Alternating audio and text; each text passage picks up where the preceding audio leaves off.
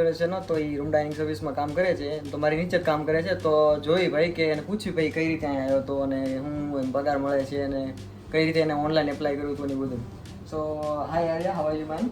Alhamdulillah, bro. Good, bro. How about you, bro? I'm good, bro. So tell to some my viewers that they are demanding some videos. So ભાઈ હું તમને લગભગ તો હું ગુજરાતીમાં translate કરતો જઈશ તો એટલે તમને ખબર પડે કે કઈ રીતે એમ. So you will speak in English, I will translate too so my people can understand. No? So where are you from? I'm from Indonesia. So since long you have been here? I have been almost 2 years, 6 months here. Before 2 years, no? Almost. So how did you got this job here? I have an agency from my country, and then I apply from my agency, and then my agency. So Apply you to- came here by agency, no? Yeah. So okay, then what is your education and what's your background? How long you experience? Where did you work before and all these things? Your education, I have studied diploma diploma, about the F&B service. F&B service. Okay, so you 1 year only. And where did you work before? Before I do training. I was training in Malaysia. Malaysia. 6 months. Okay. After that, Corona came. I'm 2019 you due to Corona. Huh? Then Then I don't have job. I come back to my country. So 2 years don't have job. So after that I'm applied to my agency and then I came to. so did you pay anything for hiring cost like to give agency?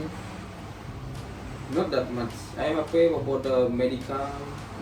That's it. Only. Same, I also paid for medical.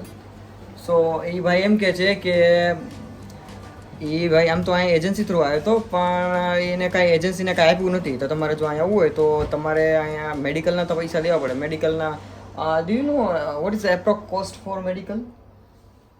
Medical is maybe around Just- in real or in Yeah, in real you can say. maybe 50 real or 50? 60 real. like That's that. too much.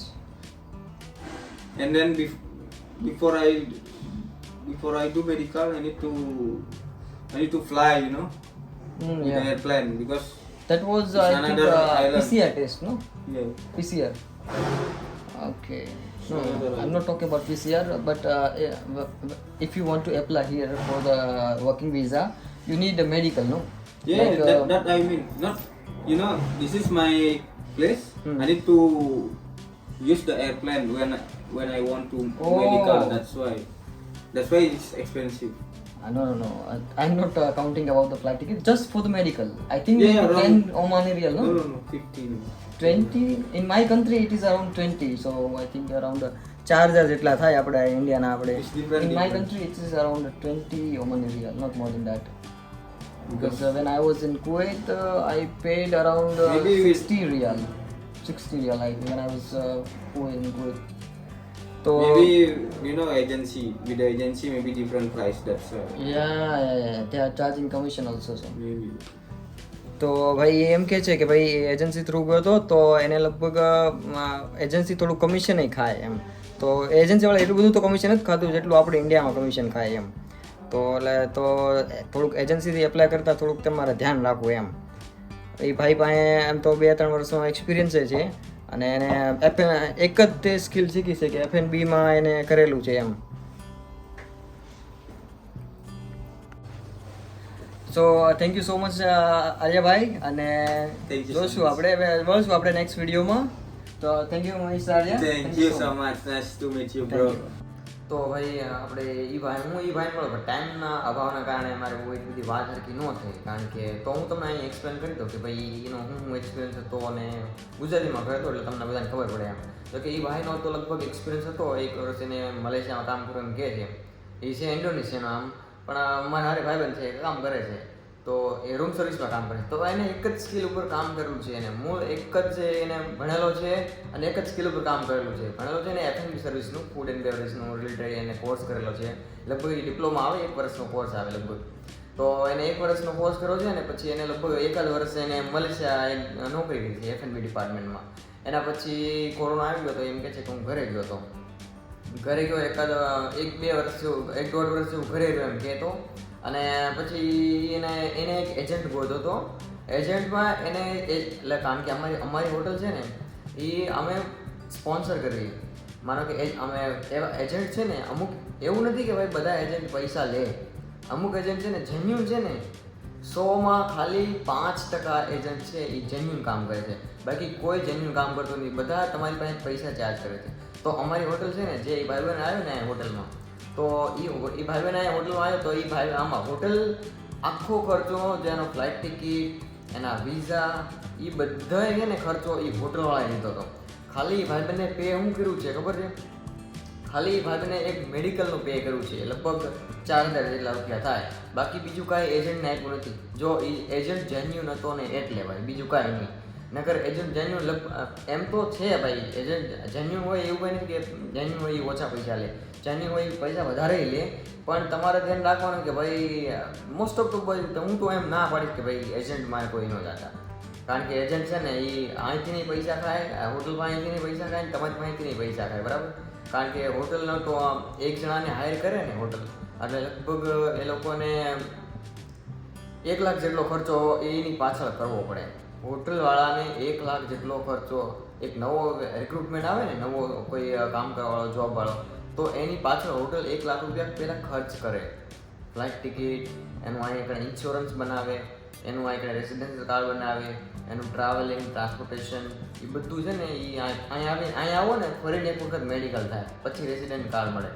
તો એ એજન્ટે છે ને એની પાસેથી કાંઈ પૈસા નથી લીધા, એટલે સમજી ગયા. એટલે એજન્ટ જેન્યુન હતો, એની પાસે કાંઈ પૈસા નથી લીધા.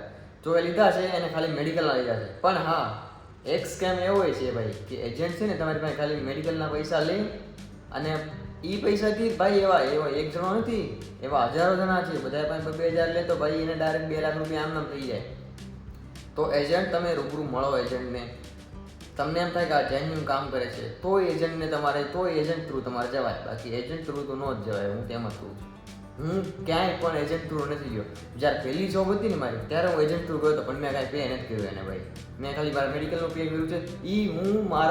હું હોસ્પિટલે ગયો, મારો મેડિકલ ટેસ્ટ કર્યો, મેં હોસ્પિટલ આપ્યા છે, મેં કોઈ એજન્ટને નથી આપ્યા, સમજ્યા? ત્યારે મેં ભાઈ એજન્ટ થ્રુ ગયો હતો. ડાયરેક્ટ મેં એજન્ટ ઉપર આમ ડાયરેક્ટ બ્લાઇન્ડ ટ્રસ્ટ આંધળો વિશ્વાસ નથી કરી લીધો. એટલે ટૂંકમાં મારો કહેવાનો મતલબ એમ કે તમારી પાસે જો માનો કે અહીં કોઈ એન્જિનિયરિંગની વેકેન્સી છે, કોઈ ગાર્ડનિંગની વેકેન્સી છે, હાઉસકીપિંગની છે, રૂમ સર્વિસની છે, વેઇટરની છે, ક્લીનરની છે. ક્લીનરમાં તો એક્સપિરિયન્સ ના માંગે તો ચાલે એમ નામ. અને પણ આ એન્જિનિયરિંગમાં છે, બહુ વેકેન્સી આવે ભાઈ, બહુ. હું પોસ્ટ કરતો રહીશ, જો તમે મારી કનેક્ટેડ હશો ને તો હું વેકેન્સી પોસ્ટ કરતો રહીશ. અને વેકેન્સી બહુ ઢગલો આવે ભાઈ અહીંયા ઓમાનમાં, દુબઈમાં, સાઉદી, કતાર, કુવૈત, એ બધું બહુ ઢગલો વેકેન્સી આવે. અને અહીંયા ભાઈ ખાવા પીવાનું, રહેવાનું, ટ્રાન્સપોર્ટેશન, ફૂડ, એકોમોડેશન ઉપર જતાં તમને સેલેરી આપે, અને તમારા 1 રૂપિયાનો કાંઈ ખર્ચો રહેતો નથી, બરાબર? તો હું ટૂંકમાં સજેસ્ટ બધાને હું એક જ વસ્તુ કરીશ કે ભાઈ કાંઈ નહીં, ડાયરેક્ટ કંપનીની વેબસાઇટમાં જાઓ, એના કરિયર સાઇટમાં જાઓ, પછી ત્યાંથી વેકેન્સી ગોતો અને ત્યાંથી એપ્લાય કરો. એ સૌથી ઇઝીએસ્ટ અને સારામાં સારો વે છે. Free of cost recruitment charge. એ લોકો કંઈ ચાર્જ નહીં કરે, કારણ કે એ લોકો ડાયરેક્ટ હાયરિંગ કરશે ને તો એ લોકો ચાર્જ નહીં કરે. તો મારી બધાને એક જ રિક્વેસ્ટ છે કે ભાઈ એજન્ટના ચક્કરમાં જતા પહેલાં છે ને થોડુંક સમજી વિચારીને તમારા જે કાંઈ 2-5 હજાર જે કાંઈ આપો ને એ વિચારીને આપજો. કારણ કે એ એજન્ટની કમાણી છે ને એ 2-5 હજારમાં જ હોય, બરાબર? મોસ્ટ ઓફ તો એવું જ થાય છે. ચાલો, થેન્ક યુ વેરી મચ.